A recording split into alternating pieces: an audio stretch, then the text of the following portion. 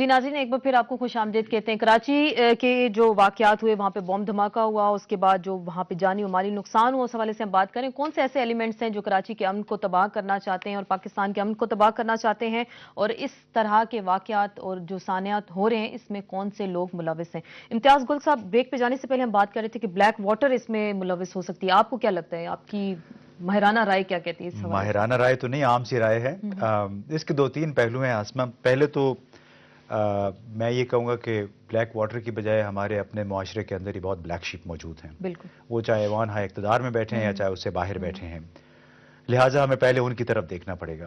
دوسرا، black water نام سے شاید پاکستان میں کوئی موجود نہیں ہے، زی کے نام سے ضرور ہے، کیونکہ ان کا نیا نام زی ہے۔ زی اور ڈائن کارپ ایک کمپنی ہے، ڈائن کارپ مختلف ہے، ٹھیک۔ زی کے نام سے یہاں پہ موجود ہے۔ تیسری بات یہ ہے کہ 30 دسمبر کو خوست میں چیپمین نامی فارورڈ بیس پہ ایک سوئسائڈ خودکش حملہ ہوا۔ اس حملے میں 5 CIA کے لوگ مارے گئے، ان کے ساتھ 2 لوگ جو اور مارے گئے ان کا تعلق تھا بلیک واٹر سے۔ لہٰذا بجائے، مجھے نہیں پتا کہ پاکستان میں بلیک واٹر یا زی کے نام سے لوگ موجود ہیں نہیں ہیں، لیکن اگر وہ عراق میں موجود ہیں، اگر وہ افغانستان موجود تھے اور CIA کے بیس پہ موجود تھے، پھر پاکستان میں بھی یقیناً موجود ہوں گے۔ ہمیں البتہ یہ تمیز کرنی پڑے گی کہ ہمارے ہاں لوگ کہنا شروع کرتے ہیں کہ یہ بلیک واٹر کا کام ہے، حکیم اللہ محسود بھی کہتا ہے کہ بلیک واٹر کا کام ہے، اور TTP کے منور حسن صاحب بھی کہتے ہیں کہ وہ ہو سکتے ہیں، لیکن میرا خیال ہے کہ ہمیں اپنے اندر ضرور دیکھنا چاہیے کہ ہماری اپنی کمزوریاں بہت زیادہ ہیں جس کی وجہ سے، اور دوسرا اگر بلیک واٹر والے یا زی والے یا ڈائن کار والے وہ کام کریں گے جو ان کا اپنا ایجنڈا ان کا یہ ہے سیکیورٹی سروسز، جو CIA کام کروانا چاہتی ہے، جو اپنا القاعدہ کے حوالے سے، ملیٹنٹس کے حوالے سے، اس سے ریلیٹڈ جو کام ہے ان کے لیے انہوں نے ان کمپنیوں کو آؤٹ سورسنگ کی ہوئی ہے۔ ٹھیک ہے، اس طرح سے کمپنیز کام کر رہی ہیں، اور جیسے امتیاز گل صاحب نے ایک انٹرسٹنگ پوائنٹ اٹھایا کہ ہمیں اپنے اندر سے جو ہماری کالی بھیڑیں ان کو ہمیں تلاش کرنا ہوگا۔ آپ سابق سیکرٹری داخلہ بھی رہ چکے ہیں، کون سے ایسے ایلیمنٹس ہوتے ہیں، آپ کی نظر سے گزرے بھی ہوں گے، سروس میں بھی آپ رہے ہیں، تو کون سے ایسے ایلیمنٹس ہیں جو پاکستان کو اس وقت ڈیسٹیبلائز کرنا چاہتے ہیں؟ دیکھیں، بات یہ ہے کہ اگر کراچی کے حوالے سے آپ دیکھیں تو اس کو خالی اس وقت سے نہ دیکھیں، اس کو آپ یہ میں آپ کو اپنا ایکسپیرینس بتا دوں کہ جب پہلا ایوب خان کا الیکشن ہوا تھا محترمہ فاطمہ جناح کے اگینسٹ، تو اس میں یہ کراچی میں یہ جو اب MQM اردو اسپیکنگ کراؤڈ ہے، انہوں نے محترمہ فاطمہ جناح کو سپورٹ کیا تھا، اور انفارچونیٹلی جو اس وقت ویسٹ پاکستان کہلاتا تھا، یہاں کہیں شعور کہیں رہا نہیں کبھی، سب نے ایوب خان کے لیے بےایمانی کی۔ East Pakistan was the only place جہاں پہ دو ڈویژنز نے اس کو سپورٹ کیا، ڈھاکہ اور شاید چٹاگانگ تھے، اور 2 نے اس کو اپوز کیا، تو وہ ایوب خان بڑے برہم ہوئے، اللہ سب کو بخشے بیچاروں کو۔ تو مجھے یاد ہے کہ 65 جب وہ جیت گئے الیکشن، اور آپ یہ دیکھیں ہم لوگوں کی ہسٹری کہ وہاں ہی کراچی میں کتی کے گلے میں ڈال کے لالٹین ان کا سمبل تھا محترمہ فاطمہ جناح کا، تو وہ پھرائے گئے، جلوس نکالے گئے، and nothing happened, and then when they went on a rampage, اس لیاقت آباد میں 5 بندے انہوں نے جا کے فائرنگ کر کے مارے تھے، وہ ہمارے ہی بندے تھے، ظاہر ہے پاکستانی تھے جی۔ تو اس وقت سے یہ خراب ہوا تھا۔ میں 68 میں وہاں ایک دم گیا تھا سروس کے معاملے میں، تو میں چونکہ نہ اردو اسپیکنگ تھا، نہ سندھ کا تھا، نہ کچھ، میں تو فرنٹیئر کا تھا، تو مجھ سے وہ بڑے، and I could be neutral, کہ میرے تو بھائی ہیں جو بھی ہے۔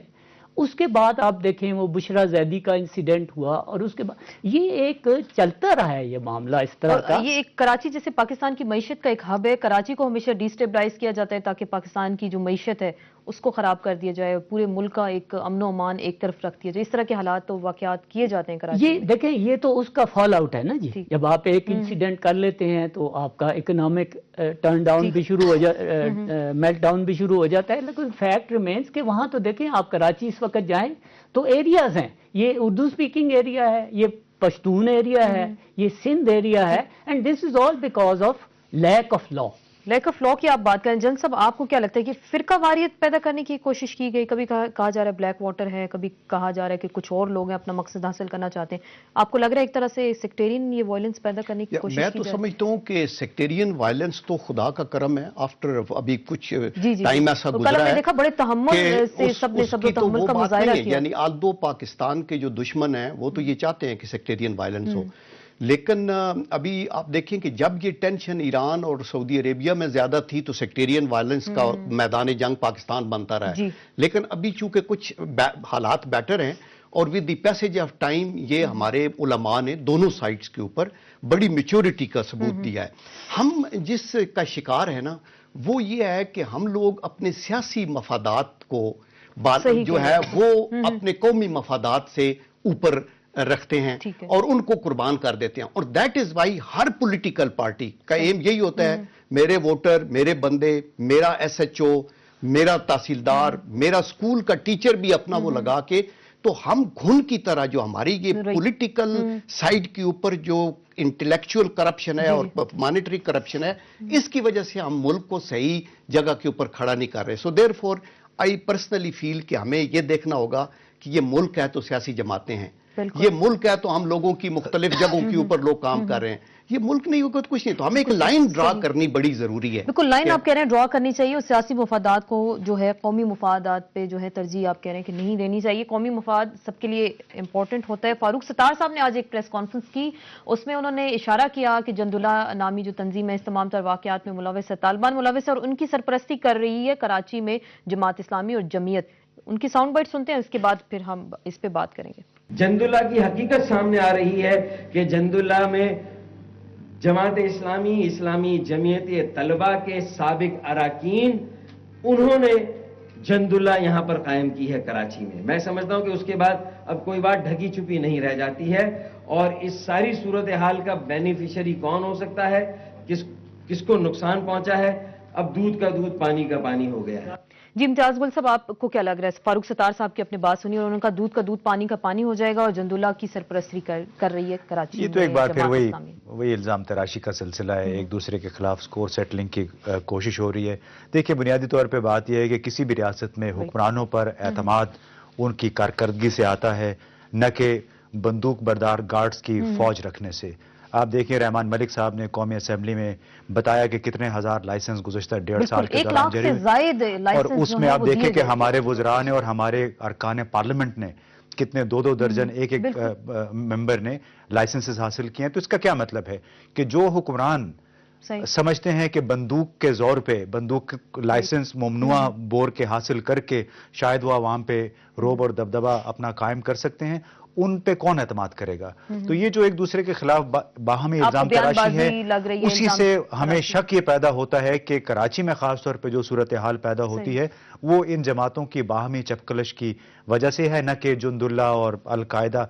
मेरा अपना ख्याल नहीं है कि इसमें अलकायदा या तालिबान का कोई हाथ हो सकता है। फिर कौन हो सकता है? गैर जरूरी उठता है ना कि फिर ब्लैक वाटर भी अगर नहीं है, ये तंजीमें कलदम तंजीमें नहीं हैं, तो कौन से ऐसे देखिए आसमा बुनियाद जो उनके सब्जवारी साहब थे, उन्होंने खुद और खाकवानी साहब हैं एक उन्होंने प्रेस कॉन्फ्रेंस करके कहा कि सोहराब गोट और फलां फलां इलाकों में तालिबान के खुदकुश बमबार छुपे हुए हैं, रेंजर्स के हवाले करें ताकि खुदकुश बमबारों को वहां से गिरफ्तार किया जा सके। अब ये कह रहे हैं कि जुंदुल्ला और जमात इस्लामी का ताल्लुक है। फारूक सत्तार साहब ने, अगर इन लोगों को मालूम है तो ये तो मेरा ख्याल है इनमें खुद भी इतनी पावर है कि उनको सॉर्ट आउट कर सकते हैं। रेंजर्स को उनको जरूरत नहीं पड़ेगी। तो जब ये खुल्लम खुल्ले इस किस्म के बयान देते हैं तो उससे काफी शुकूक शुबहात पैदा होते हैं। बिल्कुल इम्तियाज गुल साहब कह रहे हैं इस तरह के बयान सियासी जमातों की जानिब से सामने आएंगे तो टेंशन में मजीद इजाफा होगा। ब्रेक के बाद हम बात करेंगे कराची के वाकयात में कौन मुलविस था, ब्लैक वाटर, तालिबान, जंदुल्ला या कौन सी ऐसी कलदम तंजीम थी जिस तरह के वाकयात में मुलविस थी। इन्हीं अहम पॉइंट्स पे बात करेंगे लेकिन एक ब्रेक के बाद।